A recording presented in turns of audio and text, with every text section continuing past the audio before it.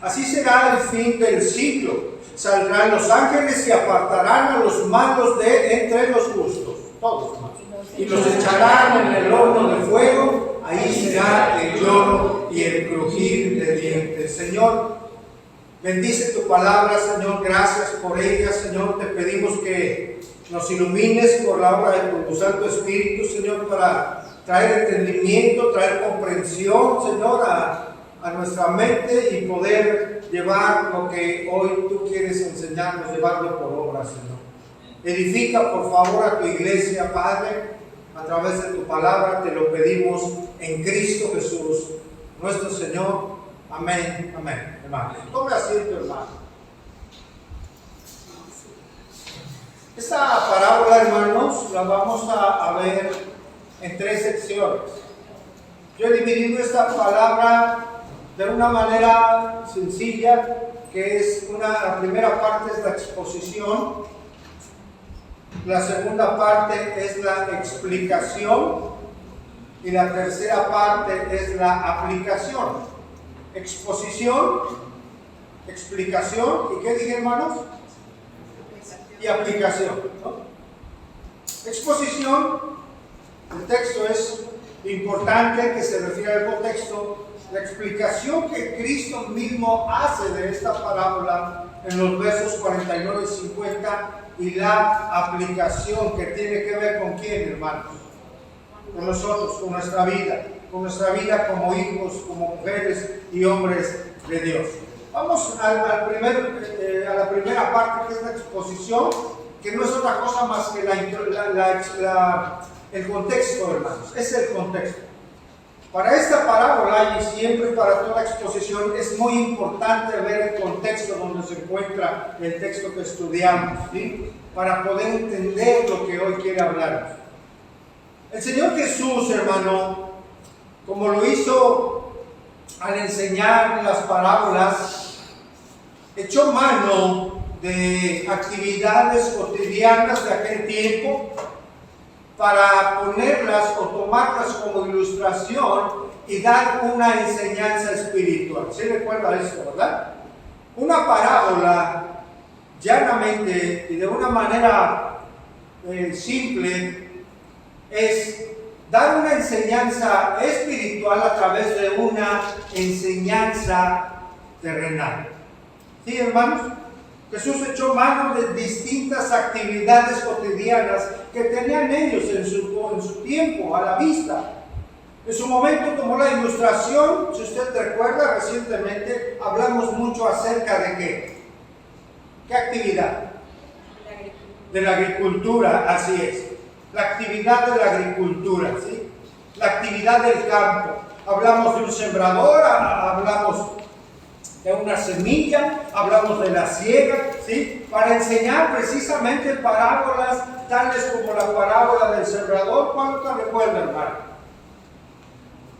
Pues que estamos en un estudio. ¿Cuál otra parábola? La mostaza, la parábola de las monedas, el trigo pródigo, es correcto, el sembrador, el trigo y la cizaña, la parábola del grano de mostaza, etc.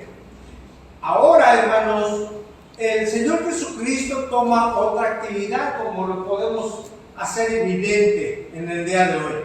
Una actividad para ejemplificar su enseñanza. Esta actividad es la pesca, hermanos.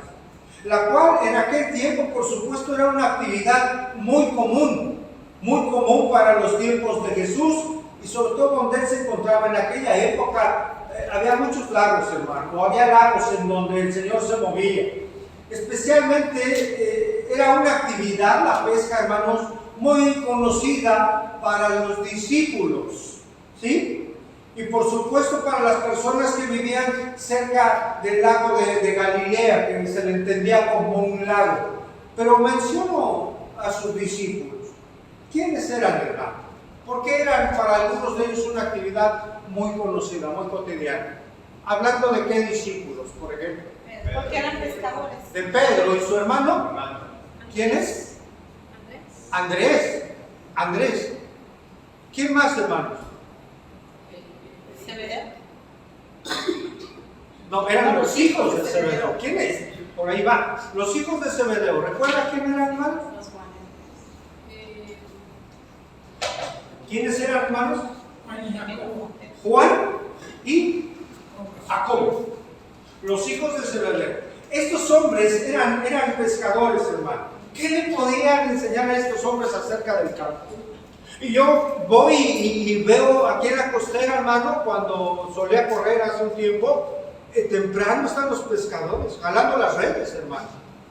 No tuve yo la oportunidad de acercarme a mirar sus manos, pero yo me imagino cómo están mis hermanos. Al jalar las redes, día tras día, hermanos, con un peso grande, si la pesca es buena, claro. Lo importante de esto, hermanos, es que los discípulos y muchas personas estaban compenetrados en ese contexto de la pesca. Juan y Jacobo, hijos de Zebedeo, Zebedeo tenía como, era su negocio, eso vivían, una pequeña empresa en aquel tiempo, una pequeña empresa para aquel tiempo en cuanto a la pesca. Algunos de ellos el Señor los halló ahí en ese lugar y dejando las redes, ¿qué? Le siguieron. Era una forma de vida para ellos, por supuesto. Ahora, para entrar en contexto cultural y de costumbres, hermanos, las técnicas, es importante entrar a esto y lo van a entender, a las técnicas de pesca que se realizaban en aquel tiempo. Algunas siguen vigentes el día de hoy, hermano. No han desaparecido por completo. Ahora, ¿cómo pescaban aquellos hombres? ¿Cómo pescaban aquellos hombres en el tiempo de Jesús? En términos muy generales, había tres maneras de pescar, hermanos, ¿sí? Una primera forma o técnica de pescar era la más simple. ¿Cuál se le viene a su mente, hermanos? Una caña, una vara tal vez, rústica y un anzuelo. Esa es una técnica, por supuesto, que, reitero, me es difícil desligarlo de aquí a allá. Ya ve que meten tablitas con el hilo de pescar, hay quien lleva sus cañas. Esa era una primera forma de pesca en aquel tiempo.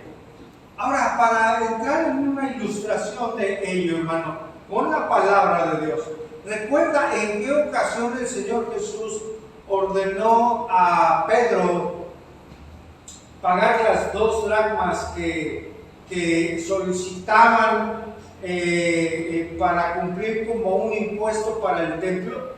¿Recuerda cómo lo hizo Jesús, que le ordenó a Pedro, hermano? ¿Alguien recuerda eso? Sí, en la boca de un pez, o dentro de un pez, Sí. encontrar las monedas. Sí. Era un impuesto, hermano, que se piensa que los altos jerarcas, las esferas de los escribas y fariseos, el Sanedrín, por supuesto, habían establecido en aquel tiempo para el sostenimiento del templo. Y tiene que ver esto porque precisamente, como lo recuerda nuestra hermana, el Señor Jesús le ordenó a Pedro que fuera a pescar, ¿sí? Vamos a esto, hermano. Vamos a Mateo 17:24. Mateo 17:24, hermano. Para entrar en contexto en ese verso, los que cobraban, tal vez, reitero, seguían instrucciones de los dirigentes judíos en Jerusalén. ¿Y sabe cuál era la intención de estos hombres al recordarle a Jesús que se tenía que pagar el impuesto? Pues era con una intención no buena, ¿sí? Ellos pensaban que como Jesús afirmaba ser, ¿qué afirmaba ser Jesús? ¿Quién? El Hijo de Dios. ¿Y él? Mesías. El Mesías. Muy bien, hermano. El Señor afirmaba eso. La gente los escuchaba. Y ellos decían, bueno, si este hombre afirma ser el Mesías, ¿qué de los impuestos para él? Trataban de atraparlo, hermano. ¿Sí? Que si él se dice el Mesías, entonces él podría considerarse exento de pagar impuestos. Y si él se consideraba exento, no pagar el impuesto por ser el Mesías, como él se decía ser, por supuesto lo es. Ellos decían, si él se niega a pagar el impuesto que está establecido aquí en Roma para el templo, autorizado por Roma para la manutención del templo, tenemos un motivo para atraparlo. No está queriendo pagar impuestos, ¿sí? Si si no quería pagar impuestos, era una forma o un pretexto para acusarlo. Este es el contexto de Mateo 17:24. Cuando llegaron a Capernaum, vinieron a Pedro. ¿Los que qué, hermanos? Los que cobraban las 2 dracmas. Y le dijeron, vuestro maestro no paga las 2 dracmas. Están preguntando. Comento, hermanos. Las 2 dracmas era un impuesto gubernamental aprobado por los romanos. Permitían que así fuera para que los dirigentes religiosos lo administraran y pudiera funcionar el templo de Jerusalén. Pedro no tuvo que pedirle a su maestro pues que él le respondiera, no tuvo que ir a Cristo y ¿qué le respondo, Señor? Estaban haciéndole una pregunta acerca de su maestro. ¿Vuestro maestro no paga las 2 dracmas? Pedro no fue y le preguntó, él sabía, hermano. La respuesta cuál era, sí, él paga. Era un hombre recto, que cumplía con todo lo que los impuestos señalaban. Mateo 17:25. Y dijo, sí, Pedro dijo, sí paga. Y al entrar él en casa, Jesús le habló primero diciendo, ¿qué dijo Jesús? ¿Qué te parece, Simón? ¿Los reyes de la tierra de quienes cobran los tributos o los impuestos? ¿De sus hijos o de los extraños? ¿De quiénes cobran los tributos? Le está diciendo Jesús. ¿De sus hijos o de los extraños? En otra versión, extraños, hermano, se refiere a extranjeros. En términos generales se refiere que cuando un reino vencía a otro reino o alguna población, ellos eran extranjeros y a esas personas se les exigían los impuestos, ¿sí? Eso es lo que está preguntándole el Señor Jesús a Simón Pedro. Dice el verso 26, Pedro le respondió, de los extraños, es decir, de los extranjeros. Claro, respuesta correcta. Jesús le dijo, luego los hijos están, ¿qué, hermanos? Exentos. Es decir, él está diciendo, nosotros somos hijos de Dios, formamos parte del reino de Dios, por lo tanto, somos súbditos y estamos exentos de pagar. Ellos quieren que paguemos, nosotros estamos exentos. Sin embargo, dice Jesús en el verso 27, sin embargo, para no ofenderles, ve el pensamiento y la intención de Jesús siempre estar en paz con los demás, ¿no es cierto, hermanos? Dice, ve al mar y echa, ¿qué? El anzuelo. Este es el punto, hermano, de todo esto, de este contexto. El anzuelo y el primer pez que saques, tómalo y al abrir la boca hallarás un estatero, tómalo y dáselo por mí y por ti. Vamos a pagar esos impuestos. El punto es, hermano, que esta primera forma de pesca la vemos ejemplificada o ilustrada aquí. Lleva tu anzuelo y pesca, Pedro, ¿sí? Ahora, ya hemos visto una primera forma de pesca, una caña simple y un anzuelo. En los otros 2 tipos de pesca, hermanos, ya no se utilizaba una caña. ¿Qué creen que se utilizaba? Una red. Había diferentes formas de red, diferentes tamaños, ¿sí? Eran redes en las otras 2 formas. En primera instancia, hermanos, era una red pequeña, una red que llevaba a una sola persona, solía caminar y podía llevarla a zonas no muy profundas. Caminaba el pescador con su red en un hombro generalmente, ¿sí? Y con otra mano llevaba una soga que unía toda esa red. ¿Qué hacía esta persona para pescar? Llegando a cierta profundidad muy moderada, lanzaba esa red así, hermanos, se expandía y al momento correcto, en su momento oportuno, porque tenían ciertos pesos que en la orilla de la red que mandaban al fondo del lago donde estuvieran pescando esa red, hermano. Ya una vez abajo la jalaban de tal manera que se hacía como una bolsa. Esta era otra manera, hermanos, otra técnica para pescar. Precisamente esa era el tipo de pesca que realizaba Pedro y su hermano Andrés cuando el Señor Jesús los llamó para hacer de aquellos hombres algo maravilloso, hermanos. Una atalaya, pastor. Una atalaya. Atalaya. ¿Perdón? Atalaya. Es saber hacer Es correcto. atalaya. Pero hay algo más maravilloso. El Señor Jesucristo llamó a esos hombres y les dijo algo maravilloso, amados hermanos. Que Él iba a hacer de ellos algo maravilloso. ¿Quién recuerda que Él les dijo? Os haré pescadores de hombres. Es algo impactante eso, hermano. ¿Sabe que usted y yo fuimos llamados a eso, varones? Usted y yo fuimos llamados y el propósito de Dios es que seamos pescadores de hombres. Antes de conocer al Señor Jesús, algo pasó y se lo cuento muy rápido, hermano. Algo pasó en mi vida. Antes de conocer al Señor.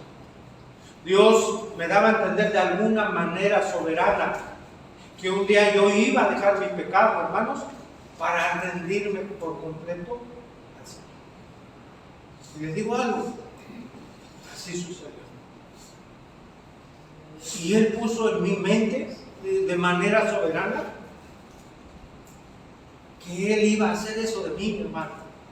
Y hoy entiendo que no solo de mí, de usted, hermano, varón, de este varón que está aquí, de mi hermano allá atrás, de mi hermano. Eso es lo que Dios quiere hacer con nuestra vida, amados hermanos. Pescadores de hombres. Qué grande privilegio el Señor nos da por su gracia, amados hermanos. Eso lo puede usted estudiar ahí en Mateo 4, versos 18 y 19. Entonces, hermanos, esta red pequeña la llevaba el pescador, reitero, en su hombro, y en la otra mano esa cuerda, la aventaba a mar, ¿sí? Y ahí se reunían los peces, ¿sí? En el centro de la red, y él jalaba una a otra. La última forma, hermanos, de pescar era también con una red, pero una red mucho más grande, hermano. Esa pesca se le llamaba, ¿alguien sabe cómo se le llamaba a esa técnica en aquel tiempo de pesca, hermanos? Esto es una pesca de arrastre y vamos a entenderlo por qué. Era una red, hermanos. Para empezar, si era una red grande, se requería manos, hombres, varones que estuvieran ahí trabajando, varios pescadores y al menos dos barcas para tener su técnica para ya una vez extendida la red hacia el fondo del lago donde estuvieran y jalar. Ya que la red, hermanos, podía abarcar varios metros cuadrados, ¿sí? ¿Qué pasaba con esta red, hermano? Se ponía en la parte superior de la red, se intentaba poner como una pared dentro del mar. En la superficie se ataban, generalmente eran pedazos de madera muy ligera, casi tendiente al corcho. ¿Para qué cree usted? Para que flotara y se mantuviera arriba y la red bajara en vertical y abajo ponían unos pesos, o sea, ciertas rocas o cierto peso controlado para que no se atascara, y de abajo estaba amarrado hacia tierra y de arriba estaba amarrado hacia las embarcaciones que ellos movían. De tal manera, hermanos, que reitero, se hacía una pared de red. Imaginen una pared con una red, ¿sí? Ahí en el mar. Al irla jalando hacia la orilla, hermano, para sacarla, pues prácticamente, ¿qué arrastraba ahí, hermanos? De todo, hacían un barrido.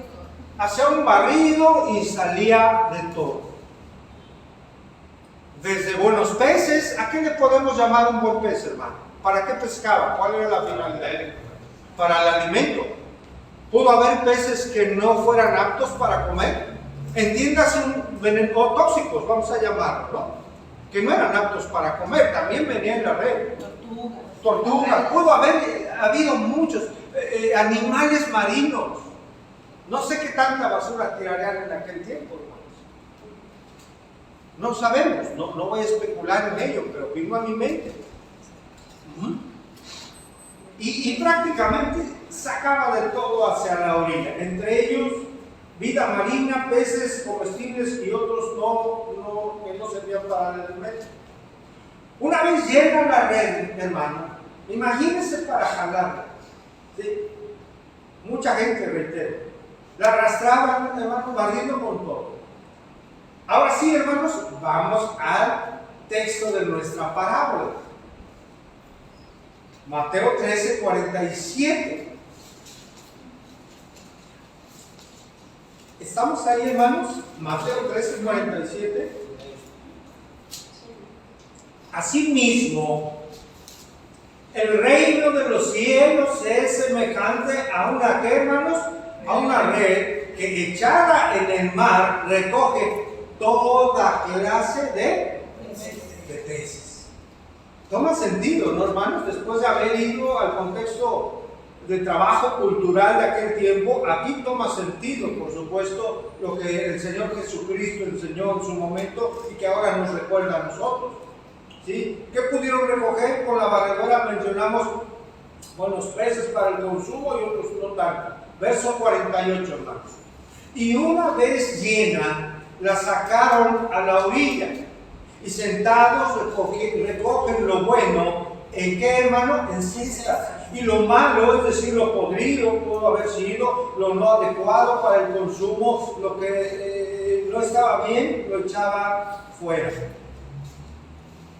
¿A qué se refiere, hermano? Adelantando un poco la interpretación de la parábola. ¿A qué se refiere lo malo? Hay algo bien interesante aquí, hermanos. La palabra malo aquí en el griego original, hermanos, se refiere a algo podrido. ¿Por qué le comento esto? Porque más adelante, hermanos, el Señor Jesús va a hablar otra vez, va a usar la palabra malo, pero es una palabra en el griego diferente. Esto es importante, hermanos. Reitero, aquí en este contexto, aquí en el verso, mejor dicho, en el verso 48, dice, y una vez llena la sacaron a la orilla y sentados recogen lo bueno en cestas y lo malo echan fuera. Eso malo es lo podrido, lo inadecuado, hermano, pero ¿sabes? Aquí no tiene nada que ver la cuestión moral, porque se está hablando de peces. Quédese aquí con esta parte, hermano. Se está hablando única y exclusivamente de peces. Ahí no hay moral, no hay conductas. Cuando habla más adelante con la misma palabra mal, bueno, que es malo, pero tiene una raíz griega diferente, hace excepción a una vida moral. ¿Qué diferencia, no, hermanos? Toda la escritura es inspirada por Dios, hermano. También la gramática griega, por supuesto, lo es. Entonces, volviendo a este tipo de pesca, hermanos, una vez que la red se jaló y estaba afuera, los pescadores se sentaban, como dice el Señor, para hacer una selección. Hacer una selección, recoger lo bueno en cestas y dice lo malo lo echaban fuera. Los pescados que, o mejor dicho, los peces que se llevaban a pez es como cuando está vivo, ¿verdad? Pescado es cuando ya está muerto, entonces es correcto. Cuando el pescado se iba a vender en un lugar un tanto cuanto lejano, se llevaba en contenedores con agua para llevarlo vivo, fresco, ¿sí? Al lugar o al mercado o a la plaza donde lo iban a vender, ¿sí? Los llevaban vivos. Y los que se vendían, bueno, en las inmediaciones o lugares más cercanos, ¿sí? Los llevaban en contenedores secos. Por lo general eran estas cestas que aquí se mencionan. Aquí prácticamente el Señor pasa a interpretar la parábola, hermanos. Si estamos llegando a nuestra segunda sección. ¿Cuál fue la primera? Pues fue la exposición, que dije tiene que ver con el contexto. Ahora vamos a la explicación, que tiene que ver con la interpretación que Cristo mismo da a la parábola. Mateo 13:49, hermanos. Ahí, por favor. Dice, así será al fin del siglo. Saldrán los ángeles y apartarán a los malos de entre los justos. Y aquí es lo que yo les comentaba, hermano. Qué interesante es la palabra de Dios, hermano, cuando analizamos un poquito más a profundidad y se hace un exégesis, un análisis de las palabras. Suenan igual, pero no se refieren a lo mismo. Aquí malos, se habla de malvados, de una corrupción moral, de una connotación moral. ¿Sí? Aquí dice, y a los malos de entre los justos apartarán. Note cómo de alguna manera, hermanos, hay una similitud en esta parábola con la parábola de ¿cuál? ¿Cuál le viene a su mente, hermanos? Acerca de que también se hacía una separación, una elección y al final se pasaba la voz, ¿verdad? El trigo y la cizaña. Recuerda que hace como un mes la vimos, si mal no recuerdo. ¿Y qué sucedía? Había ido un hombre a sembrar. Y cuando regresó había trigo y cizaña. Vinieron sus siervos y le dijeron, Señor, ¿qué no sembraste qué? Había un adjetivo calificativo a esa semilla. La buena semilla. Mira, dice, estoy parafraseando un poco. Creció cizaña. Creció cizaña, Señor. Señor, ¿quieres que qué? Que pasemos la voz. ¿Qué dijo el Señor? No, porque también puedes. Así es. Entonces, espera, llegará el momento en que Dios en su soberanía haga eso. Haga eso. Hay una similitud, ciertamente, como bien afirman y recuerdan, con la parábola de la cizaña. Ahí en medio, estaba en medio del trigo. Así como en el campo, hermanos, se permitió que el trigo y la cizaña crecieran juntas hasta la madurez y no fueron separados hasta, hermanos, el tiempo de la cosecha. De alguna manera, así también, en esta parábola que estamos estudiando, la de la red, ¿sí? Que se atraparon los peces de toda clase, buenos y malos, ¿no es cierto? Buenos y malos, ¿sí? Y no se les separó de inmediato, ¿sí? En dos grupos, hasta que la red estaba en donde, hermanos, fuera, estaba ya en la playa. Hay una cierta similitud. Retomo Mateo 13:49. Así será el fin del siglo. Esta frase, hermanos, se repite también en Mateo 13:40. Vamos a ir rápidamente. Bueno, ahí está Mateo 13:40. Dice, de manera que como se arranca la cizaña y se quema en el fuego, así será que en el fin de este siglo. Ahí está otra vez esa frase, el fin de este siglo. También note, hermano, que la función que cumplen los ángeles es prácticamente la misma. Retomo Mateo 13:49. Aquí así será el fin del siglo. Saldrán los ángeles, ¿y qué van a hacer, hermanos? Apartarán a los malos de entre los justos. Y vamos a Mateo 13:41. ¿Qué nos dice ahí, hermanos? El Hijo del Hombre a sus ángeles, ¿y qué van a hacer? Y recuperarán de su reino a todos los que sirven de qué, hermanos? De tropiezo, y a los que hacen iniquidad. Esta maldad aquí, hermano, ya tiene que ver con una conducta moral, por supuesto incorrecta, una manera de vivir que no da gloria a Dios. Hay diferencia. Los peces malos con la iniquidad del ser humano, con la conducta que no honra a Dios. Y aquí lo vemos. dice que sirven de tropiezo, no es eso que leemos. Entonces, hermanos, el fin de siglo es una expresión, por supuesto, usted lo sabe, escatológica. ¿Qué es escatológica, hermano? ¿Qué es escatos? Bueno, que apunta hacia los tiempos finales, ¿sí? Que apunta hacia el fin de los días, a un tiempo, hermanos, específico, en donde se llevará a cabo un juicio de parte de Dios. De hecho, ese es el tema, hermanos, o el énfasis de esta parábola: el juicio para los incrédulos. Y hace un contraste del Señor Jesús, que viene a nuestra mente, por supuesto, de cómo terminarán los incrédulos y cómo terminarán aquellos que han entregado su vida al Señor. La parábola del trigo y la cizaña, y ahora, hermano, lo que estamos viendo de los peces en la red, ilustran algo, hermanos: la coexistencia de creyentes e incrédulos. Y si usted me lo permite decir así, de esta manera, la coexistencia de creyentes y no creyentes en un actual reino en el que formamos parte usted y yo.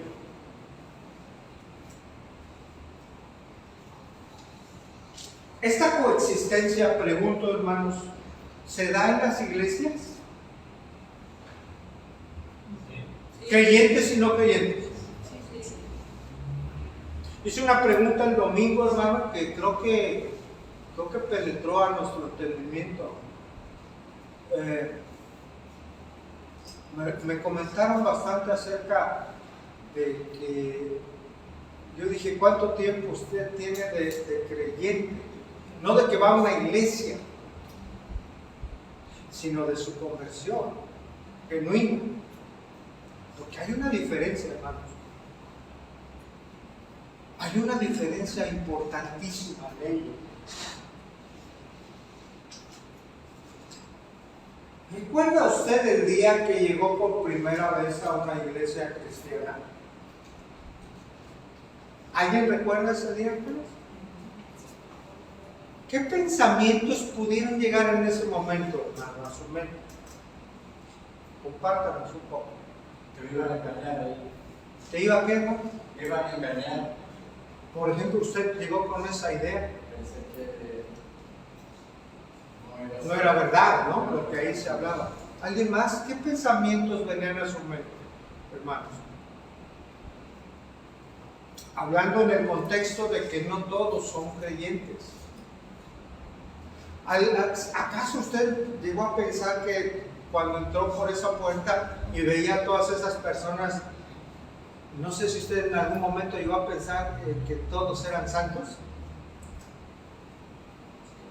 ¿O que llevaban una vida por lo menos mejor que ustedes?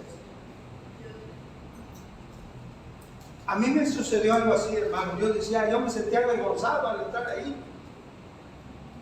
Conocía mi condición ante Dios, porque empezaba el Señor a orar con su Espíritu Santo, ¿no? En ese convencimiento.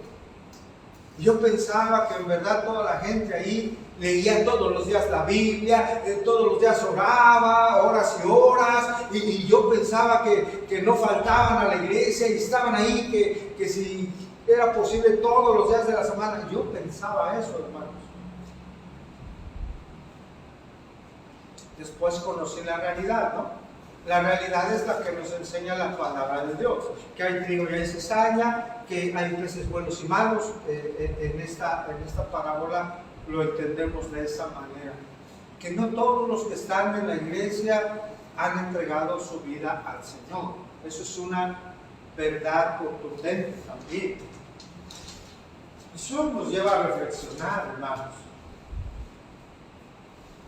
Hermanos, Dios permite en la actualidad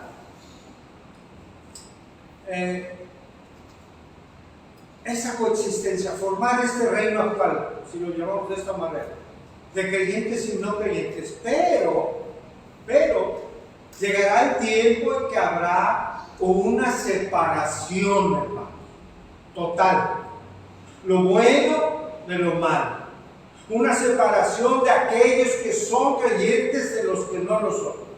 Y para ello Dios va a enviar a sus ángeles para realizar esa labor y va a dejar en evidencia, en ese momento, en ese juicio, quién es cada quien.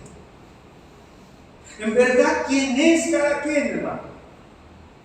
Van a dejar en evidencia por el mandato divino quién es la persona, qué condición real tiene a los ojos de Dios. Mi condición, su condición y la de toda persona. La de toda persona. Creyentes y no creyentes. Porque para los que han entregado su vida a Cristo, su verdadera condición es que van al reino. Amén, hermanos.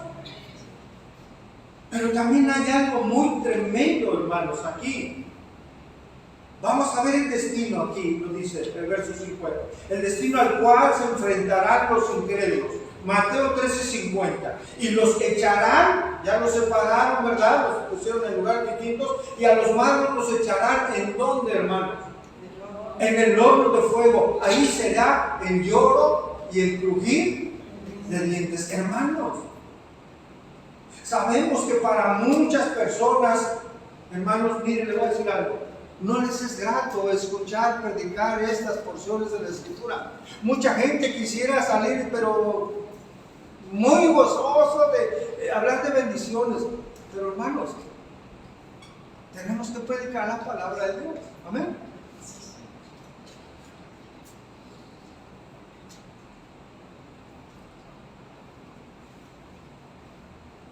Yo le pregunto, hermano, ¿por qué estamos hablando del horno de fuego en donde será el lloro y el crujir de dientes? ¿Por qué? Porque está en la Escritura. Porque está en la palabra de Dios, hermano. Está en la bendita palabra de Dios, en donde todo lo que está escrito es inspirado por Dios. Y sabe, y tiene una utilidad, amén. Tiene una utilidad para enseñar, para redarguir, para corregir, ¿para qué?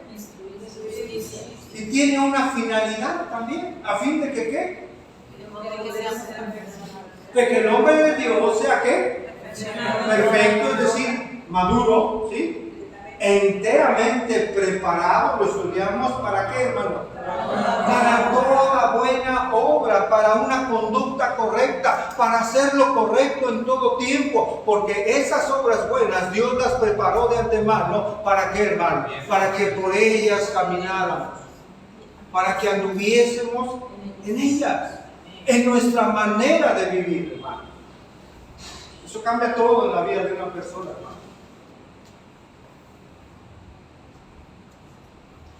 Realmente, hermano, suena fuerte. El horno de fuego, allí será el lloro y el crujir de dientes. Pero no lo predicamos, hermano, para espantar a nadie. No es el punto. Sino para entender la importancia de nuestra condición espiritual a los ojos de Dios. ¿Usted puede ver el amor de Dios en esta porción de la Escritura? ¿Por qué lo ve? ¿Cómo lo ve? Habla algo fuerte y contundente, terrible. ¿Cómo vemos el amor de Dios ahí? Porque nos aparta, ¿qué más? Nos advierte. El amor de Dios, para quien no le conoce, le está advirtiendo de algo tan importante que es a dónde pasará la eternidad. Eso es importante para toda persona, para mis hijos, para mi esposa, para ustedes, hermanos, para mí mismo. Es importante saber y tener la plena convicción en donde que vamos a estar con el Señor para siempre. Asegúrese de eso. Hoy.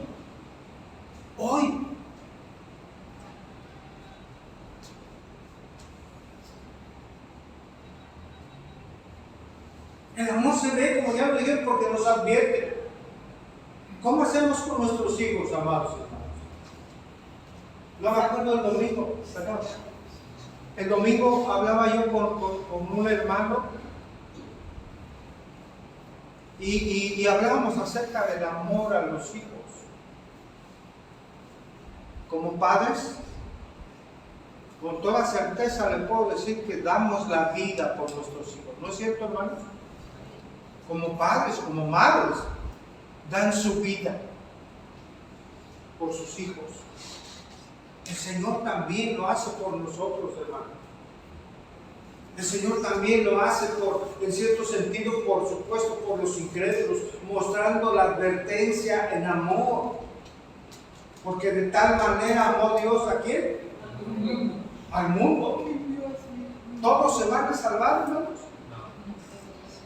Ya entendemos eso, ¿verdad? Ya lo estudiamos a profundidad. ¿Quiénes se van a salvar? Los nacidos de nuevo que hacen la voluntad. ¿Habrá una elección de Dios? Claro que sí.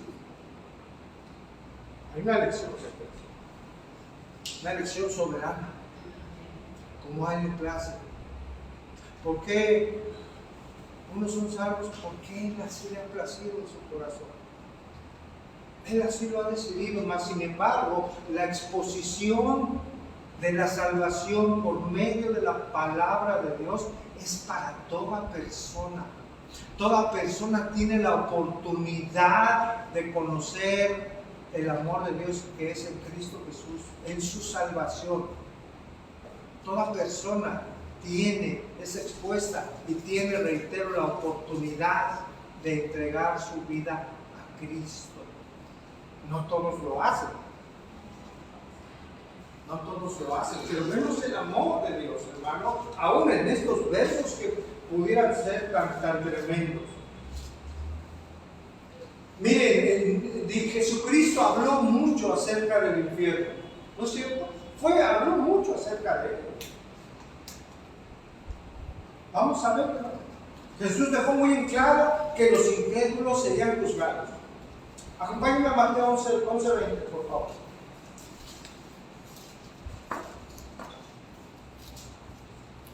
Vamos a ir rápidamente, hermanos. Mateo 11:20 en adelante al 24.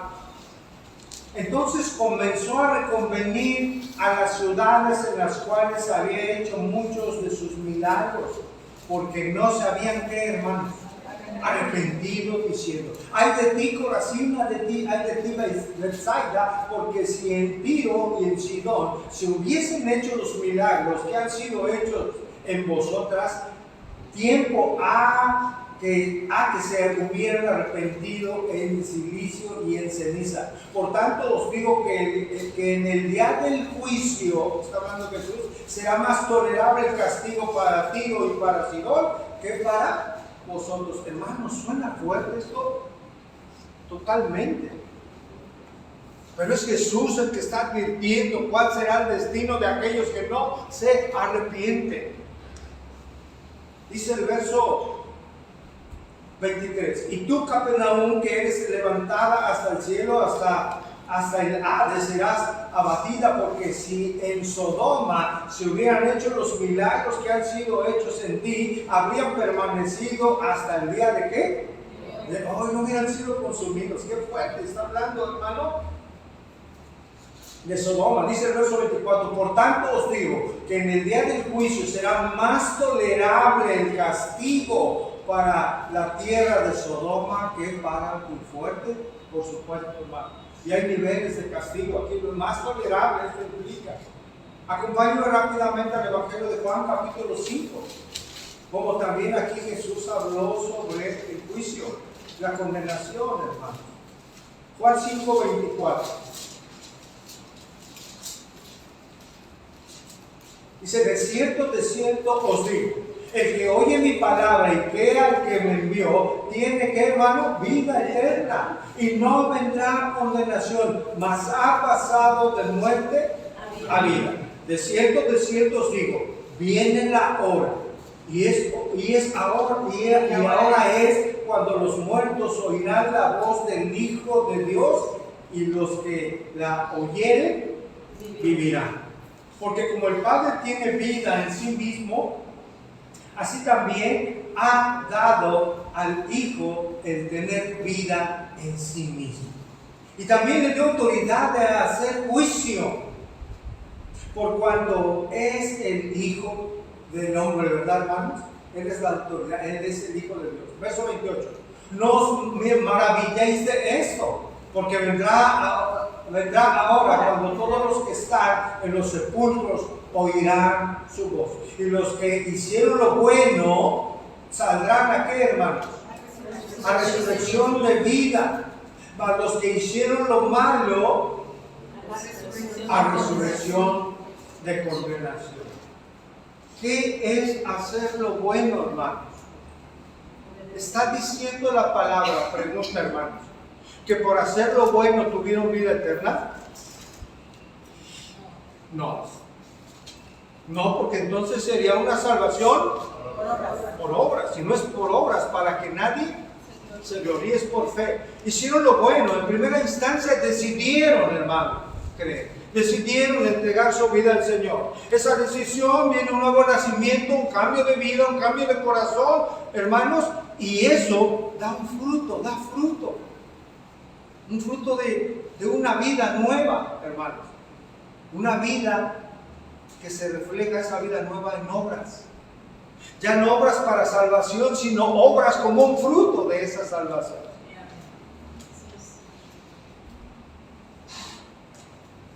Cristo hablando de todo esto, y retomo Mateo 13:50, vamos ahí, hermano, sobre el final. Mateo 13:50, y los echarán en el horno de fuego, y ahí será el lloro y el crujir de dientes. Hermanos, estamos viendo que los incrédulos serán juzgados, que serán separados, separados de Dios, por supuesto, desde el Edén lo vimos, serán apartados, ¿sí?, del Señor. Como nos dijo ayer Mateo, apartados de mí, ¿qué? Hacedores, no los conozco. Además serán echados al infierno, sufrirán tormento y lloro y el crujir de dientes. ¿A qué se referirá? El lloro lo entendemos. ¿Y el crujir de dientes, a qué se refiere? ¿Alguien sabe? Porque hemos escuchado esta frase, la hemos leído. ¿A qué se refiere el crujir de dientes? ¿Qué más? Tanto su coraje, su odio contra Dios mismo, por estar en esa condición, porque aún en esa condición se repite. Hay una rabia, hay una frustración tan grande, hermanos, que, ay, ¿cómo haces esto aquí? Oh. Pero imagínense ya en esa condición. Si hay algo, hermanos, dentro de muchas cosas de que me asombra de la Escritura y rebasa por supuesto, toda rebasa mi entendimiento, pero algo que me impresiona, quiero decirlo así, es ese lugar de tormento.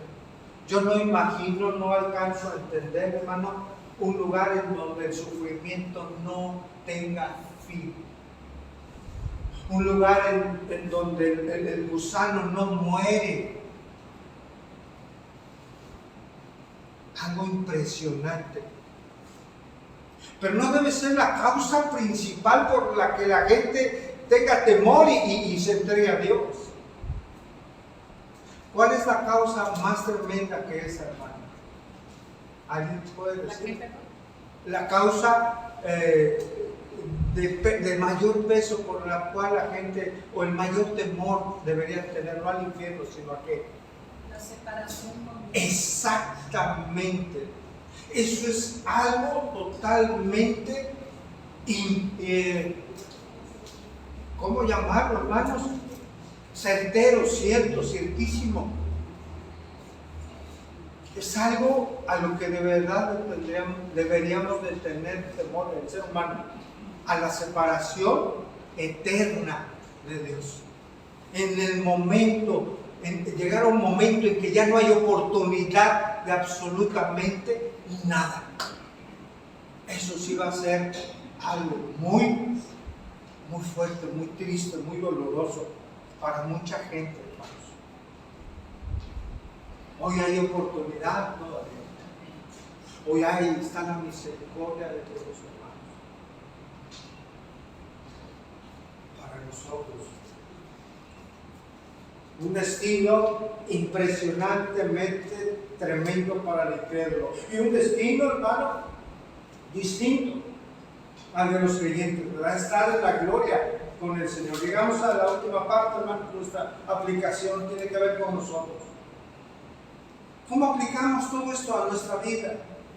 ¿Cómo aplicamos lo que hoy desmenuzamos de la Escritura para nosotros? Mire, actualmente, hermano, la creación de Dios, este mundo, está constituido, como ya lo vimos, de personas buenas y malas. Entiéndase, de personas que hacen lo bueno y personas que hacen la iniquidad. Entiéndase, hermano, creyentes y no creyentes. Al llegar el tiempo, en los tiempos finales, habrá una selección para separar los que son del Señor y los que no lo son. Aquellos que respondieron al Evangelio, hermanos, entregando su vida en arrepentimiento y fe a Cristo, y aquellos que serán condenados, aquellos que no quisieron recibir el Evangelio, aquellos que le rechazaron. Hoy mucha gente sigue rechazando el Evangelio, tristemente. Mucha gente, hermano. Pero gracias a Dios hay quien escucha, hay quien recibe, hay quien responde. Y todo esto aún por la obra de misericordia de Dios. El Señor sigue dando vida nueva, hermanos, cada día. No cesemos de predicar y de compartir el Evangelio de salvación, hermanos. ¿Cuál es nuestro papel, hermano? Después de esta enseñanza, ¿cuál es nuestro papel a la luz de esta parábola? ¿Cuál cree que es? Seguir pescando, hermanos. Echar la red. Decir, Señor, hemos pescado toda la noche, ¿verdad? Y no ha habido nada, no hemos pescado nada. En tu nombre, Señor. Porque tú lo dices, Señor, porque tú lo mandas, porque tú estás esperando que nosotros cumplamos con nuestro deber, que es ir y hacer discípulos. A todo lugar, hermano. Echar la red. Echar la red. ¿Sabe? Un día fuimos atrapados por esa. Alguien insistió. Alguien tuvo paciencia con nosotros. Alguien nos amó. En primera instancia, por supuesto, fue el Señor. Exactamente, tenemos que compartir el Evangelio. Y como leí en algún lado, hermano, hacerlo bien. Y en cierto sentido, hermano, dando la mala noticia del Evangelio. ¿Cuál es la mala noticia del Evangelio y cuál es la buena noticia del Evangelio? ¿Cuál es la mala noticia, hermanos? Cuando predicamos, estamos destituidos de la gloria de Dios. Estamos destituidos, estamos en camino a la condenación, nos constituimos enemigos de Dios. ¿No es cierto, hermano? Esa es la verdadera condición del hombre sin Dios, el ser humano sin Dios. Esa es la mala noticia. A la gente no hay que llegarle a decir, Dios te ama y tiene un plan maravilloso para ti. Sí lo tiene, Dios te ama, pero no es la manera correcta de evangelizar. Ya llevamos el curso, hermanos. Porque si llegamos así, pues Dios me ama, qué bueno, ¿no? Me quiere prosperar, me quiere bendecir aún más. Oiga, arrepiéntase. ¿De qué me tengo que arrepentir? No soy como aquel, no soy como aquella, no mato, no eso. Hay peores que yo. Al echar la red, hermanos, con la ayuda de la guía del Espíritu Santo, por el poder de la palabra de Dios, hermano, la persona tiene que ser con sabiduría de la palabra confrontada primeramente con la condición, como nos mencionaba nuestra hermana, la condición tan tremenda en la que también nos encontrábamos anteriormente nosotros. Sin esperanza y sin Dios. Esa es la condición de la gente que está sin el Señor. Tengan bienes o no tengan bienes, tengan asegurada su vida o no, hermanos, sean pobres o ricos, toda persona que está sin Cristo está sin esperanza. Sin esperanza. Porque apartados del Señor, miren, nada se puede hacer, nada digno, nada que glorifique a nuestro Dios.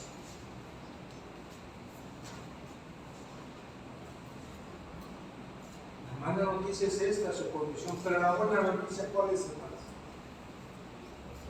Que Cristo murió por Dios, envió su morir por nosotros para aceptarnos a Él. Que hay esperanza solamente en Cristo Jesús para salvación. Nada más en Él. Únicamente en Él. Que esa persona que nos escucha puede únicamente salir de esa condición por la obra de nuestro Señor Jesucristo en la cruz del Calvario. ¿Por qué? Porque al final de los tiempos, hermanos, no seremos evaluados por nuestros logros ni por nuestras obras, sino por nuestra naturaleza, hermanos, por nuestra posición. ¿Cuál posición? Si estamos en Cristo o no lo estamos. Al final de cuentas así será. Por ello, hermanos, el énfasis cuando predicamos no es un cambio, no es traer a la gente para que tenga un cambio moral. No le predicamos a la gente para que deje de llegar a la embriaguez cuando toma. Eso también lo hacen en AA por un tiempo. Pero no hay un cambio verdadero en el corazón, en el alma. Ese cambio solamente Dios puede hacer. Es mucho más lo que Dios nos da cuando venimos a Él, hermanos. No es ese cambio moral de la persona, hermanos, sino un cambio de corazón, un cambio de la condición de esa alma. No les predicamos para que dejen de embriaguez o de adulterar, sino para que tengan una vida nueva en el temor de Dios, una nueva naturaleza. Para que ahora sí, con ese temor, pueda dejar de llevar esa vida inmoral de adulterio, de mentira, etc. Y que puedan hacer morir lo terrenal en ellos, fornicación, impureza, pasión, deshonestas, malos deseos, avaricia, que es idolatría, y todo lo que nos dice Colosenses 13 en adelante. Predicamos para que las personas vengan a una nueva posición, hermanos. Estar en Cristo, pertenecer a Cristo y ser una nueva criatura en Cristo Jesús. No es enseñarle a hacer las cosas buenas para que cambie su forma de vivir, sino que cambie su propia naturaleza.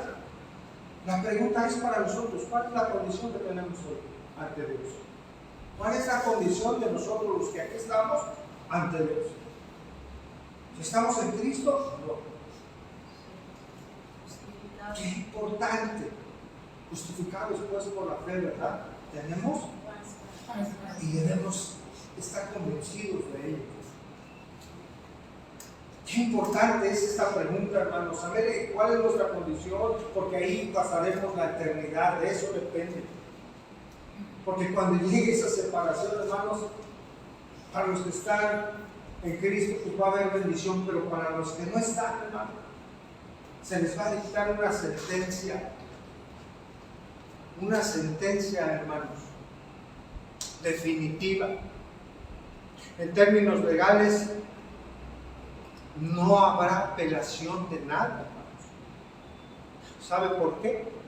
Porque el que decrete esa sentencia es juez del tribunal divino. Y él es juez justo. Justo.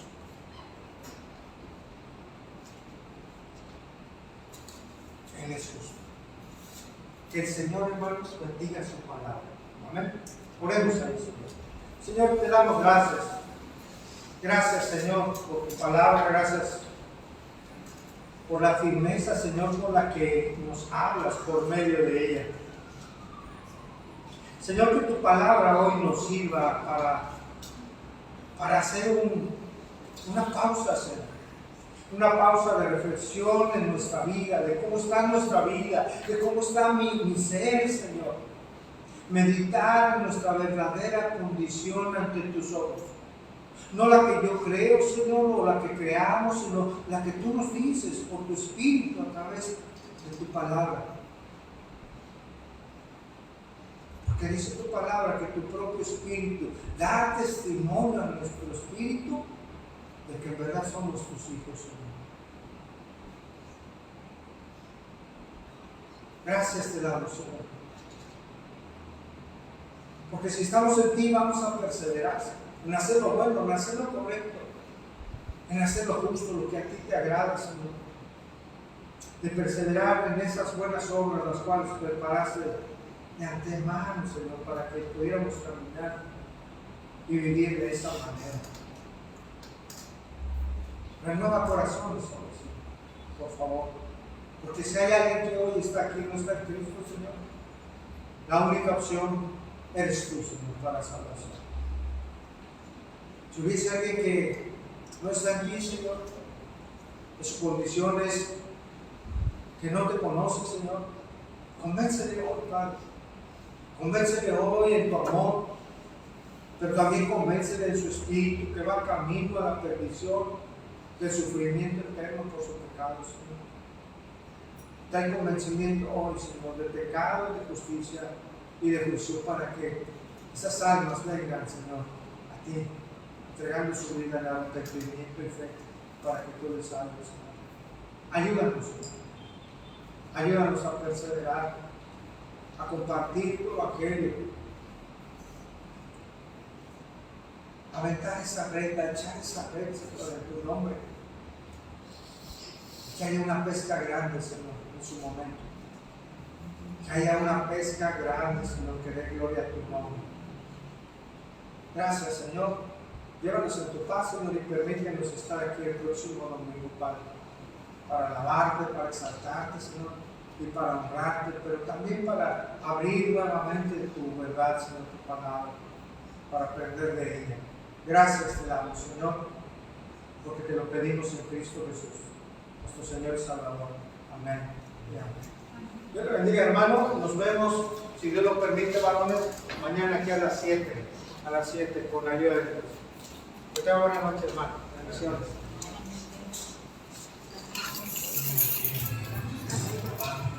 Thank you.